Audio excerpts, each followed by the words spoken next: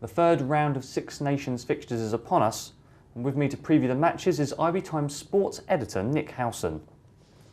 Wales will be taking on France at the Millennium Stadium.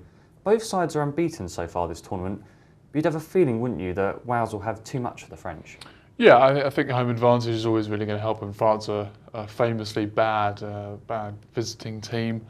They've got 2 wins from 2, but I think you don't read too much into that. The performances have been particularly convincing. Yes, they did beat Ireland. It was a very dogged, very un-French-like performance in some ways. They really ground that one out.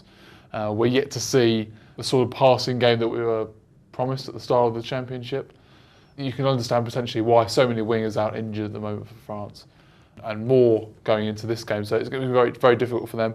Wales, good in terms of going forward against Scotland, but they looked susceptible. It was good to see George North looked a bit more closer to his best, certainly, and that's going to be really important for Wales.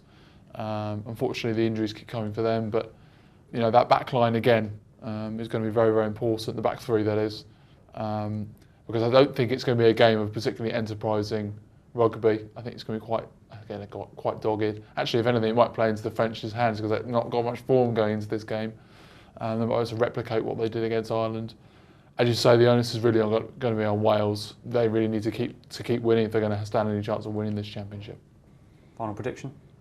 Yeah, I would think that Wales, I think we'll just edge it, but as I say, I don't think it's going to be a particularly free-flowing game, and it might just come down to down bigger from the floor, and if it comes down to a contest of kicking, then Wales should prevail.